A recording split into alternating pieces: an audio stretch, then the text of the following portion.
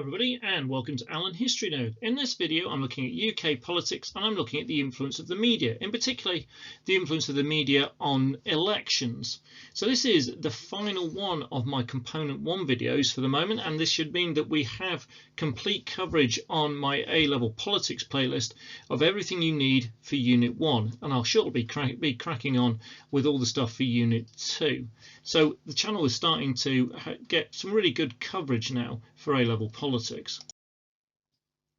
Right, so from the spec, 4.2, the influence of the media. The assessment of the role and impact of the media on politics, both during and in between general elections, including the importance and relevance of opinion polls, media bias and persuasion. And so we're going to have a look at all of this and see how big an impact the media has on us as we take part in politics. Does it affect results in general elections? Does it shift our opinion about politicians and about politics in general? Types of media I'm going to start with, and I'm going to start with the most traditional form of media, the press. Well, the physical sales of newspapers has declined enormously in recent years, and the average age of newspaper readers is really high. For example, about 45-50% of readers of the Daily Mail and the Daily Telegraph are over the age of 65. The Sun is the most read newspaper. Now its circulation has dropped dramatically. This is quite indicative of what's happened with newspaper sales. So in 1997 the circulation of the Sun was 3.9 million. In 2010 it was 3 million. It dropped to 1.8 million in 2016, turned to 1.4 million in 2019. So we can see a real decline there in terms of the press sales. Now, many people have moved to reading newspapers online, and there are, again, some of the newspapers put stuff behind paywalls, which means it's maybe not reaching huge amounts of people, looking at it as a way of generating income. But the newspapers where it isn't behind paywalls, they get probably a larger audience online than they do through people actually physically buying it. The Daily Mail, I think, is the most read online website, and the readership tends to be a bit younger, where people are accessing through websites. Newspapers remain quite important, however, despite the dropping circulations. As on TV programs, on radio programs and other media outlets, they often report what the newspapers have said. So, for example, one of the ways, the first things I tend to do in terms of looking at politics every day is I start with a section on the BBC website, which has got all the different front pages on it, which is a quick way of highlighting all the different views on what's just happened. But again, it shows that the press is being quite widely held up as a way of looking at politics, even if people aren't necessarily accessing it directly. And again, there's TV news channels and news programs will often, in the evening, they will start by assessing the next day's newspapers. There is really a very notable right-wing bias across the British press. The Sun, the Daily Mail, the Telegraph, the Times and the Daily Express all support the Conservative Party, although maybe the Express, you could argue, is a bit to the right of the Conservative Party, and for example the last election was probably more in favour of the Brexit Party. So this makes up a huge amount of the press, and it does include the most read newspapers across all the categories as well. Only the Daily Mirror and the Guardian support the Labour Party.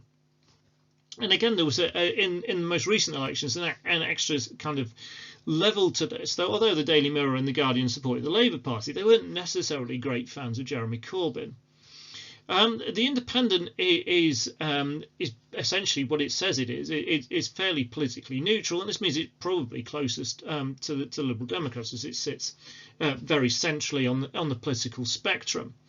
So there isn't a balance in the British press. The newspapers will have an overt narrative in favour of a political party. I mean, they will at times criticise the party that they largely or broadly support. But if you were to judge British politics just based on the press, then you are going to get a very slanted view, and that is essentially going to be a right of centre view, a conservative view. And this is something that the Labour Party in particular complains about going into elections or coming out of elections as well, in terms of how that's impacted on the result. Another quite interesting bit with this is that people don't necessarily know the political standing or the political bias of their newspaper.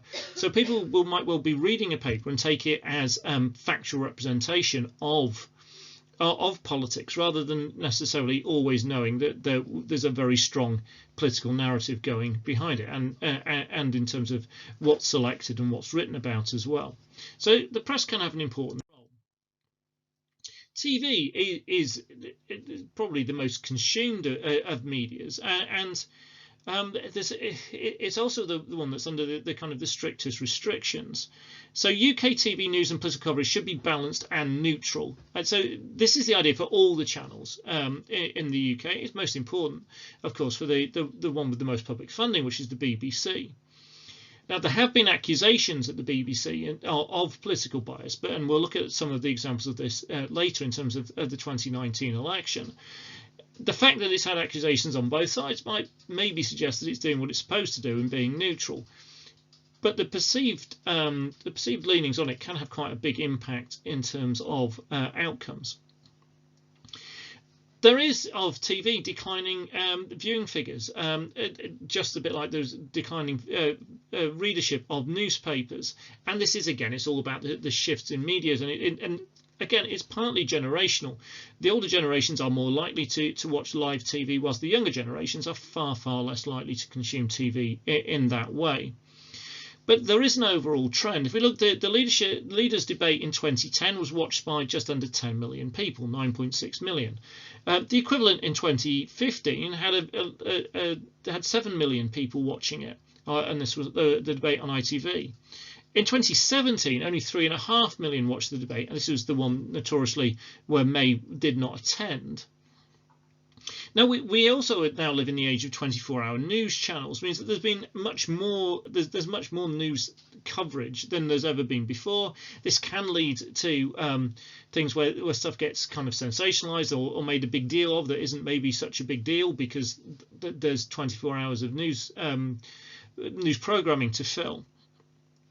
And at times of general elections, parties produce party political broadcasts. Again, there used to be a huge amount of focus and emphasis on these. Again, today, maybe rather than the 5-minute TV broadcast, maybe what they can do on social media and online can be more significant.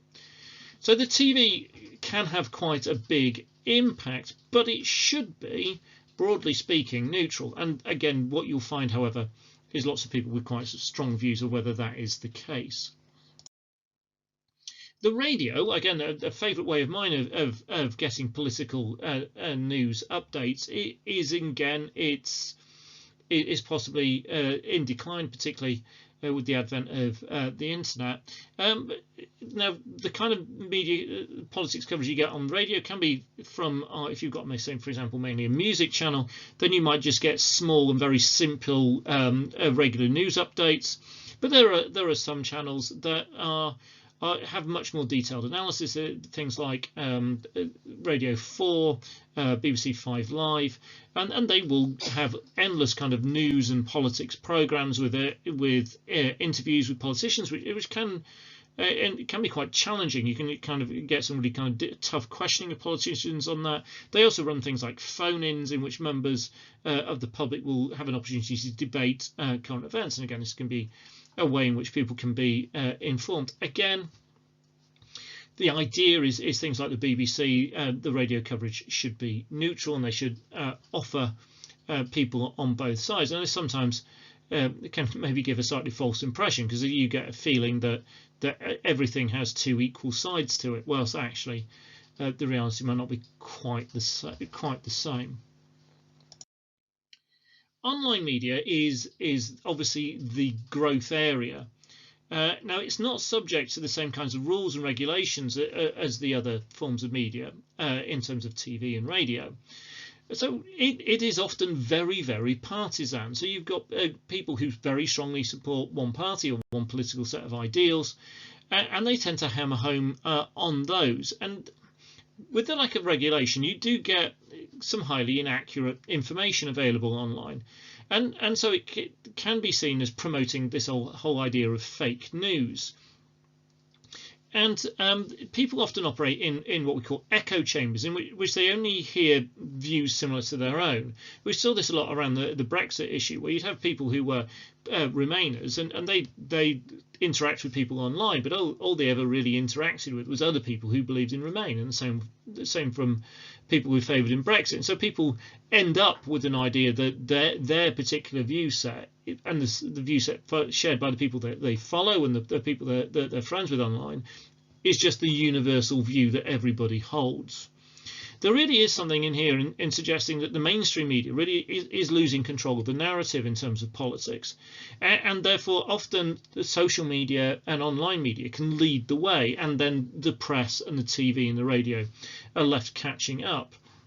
And it's really notable in America, where Trump has turned very much on the mainstream media, because they tend to give him quite a hard time, and tends to focus on more of some of the online stuff, where it is more partisan and it's more positive towards him. The likes of Facebook and Twitter are increasingly under pressure to fact check and moderate content on their platforms. Again, we've seen some really high profile stuff with that, with some of the stuff by Trump being prevented or coming with fact checks next to it saying that it's inaccurate. And there's been pressure of for similar things in the UK as well. Again, if we look at things like the Brexit debate. So the online bit is increasingly important, and some politicians really worry about it in terms of is there a lot of stuff out there that's incorrect, and some politicians are increasingly embracing it and saying this is a really good way of getting their message out and talking directly to the people without it being filtered through the mainstream media. So if you are a politician who doesn't fit with the mainstream media doesn't like your ideas, doesn't like you, then directly going through social media and things online can be far more effective. So Corbyn, for example, in 2017, he and the Labour Party had a great deal of success in terms of the social media campaign, the online campaign, and he would point to the TV media, the radio media, and particularly the press being very much against him, and therefore he had to find a different way of getting his message out and trying to influence the voters.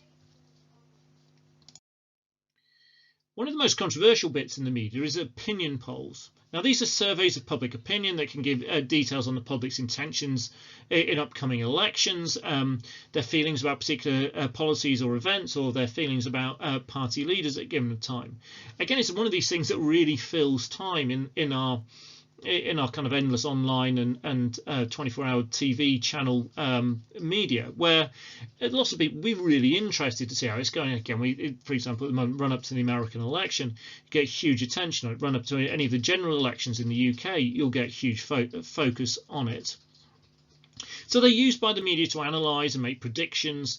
They're also used by parties to evaluate their policies and perceptions about them, and that kind of allows them to develop policy or to change policy. Now, there are some examples recently, well, almost all the examples recently is of the polls being horrendously inaccurate. They were wrong in 2015. They didn't predict the Conservative victory in 2015. They thought there was going to be a very, very close race and a hung parliament. There wasn't. They said that the UK would remain in the EU on the Brexit referendum, and got that wrong. They thought the Conservatives would establish a majority in 2017, and they didn't. Again, the US example, the media didn't predict, or the opinion polls didn't predict, Trump's victory in 2016. This has led to a lot of people dismissing the importance of opinion polls, and again, you'll often hear people saying that we should just ignore them because their kind of margin for error is too big. Particularly if an election is going to be vaguely close, those few percentage points can have a huge impact. Also, the problem here often is with links to stuff on voting systems. By giving an overall national percentage, that doesn't really help, because that's not how elections work. They're working in the UK by constituency. So unless you start having really sophisticated polling that breaks things down constituency by constituency, then you're not going to get a great picture. Now, there is claims that there was big steps forwards taken in 2019, and the predictions on that were pretty accurate, and there was a lot more kind of targeted polling on that. They can impact on voting, and one of the examples of this was 2015. The prediction was it was going to be much closer than it was, and for example, that might have left a lot of Lib Dem supporters worried about them losing power, the coalition collapsing, and Labour winning, and so switching their votes to the Conservative Party. We saw a huge collapse of the Liberal vote. Whilst it might have encouraged people to go out and vote UKIP and SNP, believing that these parties were going to hold the balance of power, and there was a prediction in terms of a huge swing to UKIP in particular, and they did pick up large numbers of votes. It just didn't transfer into seats, and again, that can be a way in which the opinion polls can be slightly misleading. And some of the reasons why the polling was so inaccurate is too much of it was done online, and so it was disproportionately done by younger people, and therefore we had an issue in the UK where opinion polls were disproportionately over predicting the Labour Party's vote and under predicting the Conservative Party's vote. Does the media impact on election results? Well, it can do. It has a much greater focus on personality and leaders rather than on policy, and therefore if you've got a kind of media savvy, media friendly leader or charismatic leader, then that can have a disproportionate impact on performance at elections. There tends to be a great deal of sensationalism and focus on crisis, and this can turn people off politics or lead to negative views on politicians as a whole, which can affect voter turnout and reduce that. Now, under Corbyn in 2017 and especially in 2019, the Labour Party after both those elections really highlighted the overwhelmingly negative treatment that Corbyn himself and the Labour Party policies received during the election campaign, and they argued very strongly that they believed that this had a really big impact on those two elections, most notably 2019, and that was one of the key reasons why the Conservative Party won. The BBC's Laura Kunsberg was accused of spreading fake news. For example, a story about a Labour activist pushing a Tory advisor outside a hospital, and the film footage actually proved her claims were false. But also in releasing details on postal votes on election day, which again technically was seen in breach of regulations. And Laura Kunsberg has been a target for many on the left, as someone who's going, look, the BBC is supposed to be politically neutral, and there's an absolute belief in people on the left that she isn't, and that she's pro-Conservative and very much anti-Labour, in particular, very strongly anti-Corbyn. Now, there has been accusations the other way as well. So the Conservatives accused the BBC's Andrew Neil of huge political bias in his savaging of Boris Johnson after Boris Johnson refused to do an interview with him, whilst the leaders of the other parties had. And also in the 2019 election, the Channel 4 were accused of pro-Labour bias by the Conservative Party. Again, one of the things that is interesting in this is that both sides seem to accuse, particularly the BBC, at various points of being biased in favour of the other party. In other ways that the media has impacted on elections, for example, in 2017, May refused to take part in the TV debate, and that seemed very much to damage her and the way that she was perceived by the population, can be seen as a key reason for her failure to live up to what was the expectation, which was her to gain a majority. In 97, the Sun claimed to have swung the election by changing allegiance to the Labour Party. He also claimed to have swung the election in 92 by a series of headlines attacking Neil Kinnock. It's possibly untrue, particularly in 97, and the swing in allegiance of the Sun was because the population was swinging towards Labour and they wanted to sell newspapers rather than them changing the mood of the population. Sometimes you get seeming great media triumphs that don't then ultimately have a massive impact on results. So there was the very famous debate in 2010 where the other party leaders kind of were just resorting to "I agree with Nick," in reference to Nick Clegg, the then Liberal leader.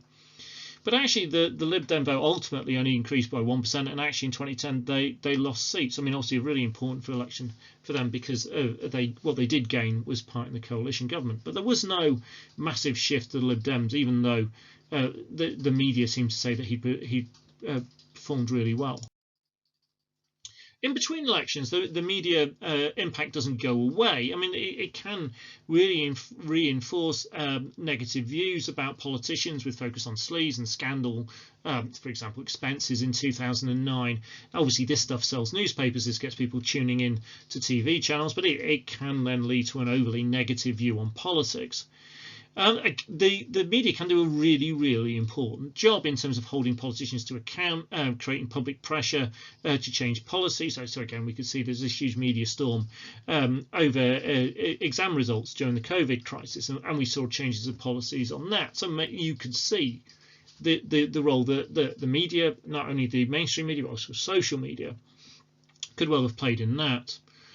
The media can also be seen, for example, as at the heart of the reason why EU membership and the whole idea of Europe became such a focus in UK politics, as there were often stories in the newspaper, particularly in the right-wing press, attacking the EU and EU regulations, and also linking EU membership to higher levels of immigration.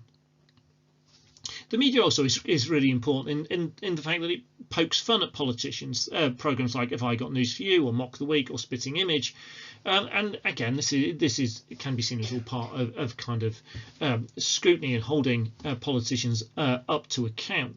And it is arguably one of the things that's happened with this and media focus is politics is to an extent become entertainment. And one of the things I'd really draw attention to on this would be the current leader in the UK and the current leader, as I'm speaking, in the US, which is Boris Johnson and Trump. And both of these had careers in the media, as Trump completely in business and the media before he went into politics, and Johnson's kind of, for most of his career, was probably more renowned for his media work than he was for his work in politics. Most notably, again, things like his quite regular appearances on Have I Got News For You, and his writing in newspaper columns and working with The Spectator.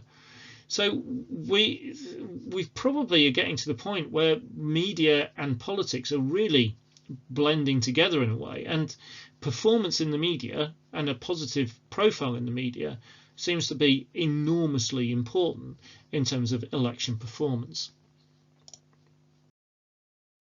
I hope that's been helpful for you. As I've said, this is part of a series in which, or playlist in which I'm trying to cover the whole of the A-level politics. So if you go onto Alan History Nerd and look at the A-level politics playlist, then you should see a growing number of videos. It's over 100 now, and I've now believe I have covered almost all the topics for Component 1. I've covered the ideology stuff of Unit 2, Component 2, and I'm going to add more to that.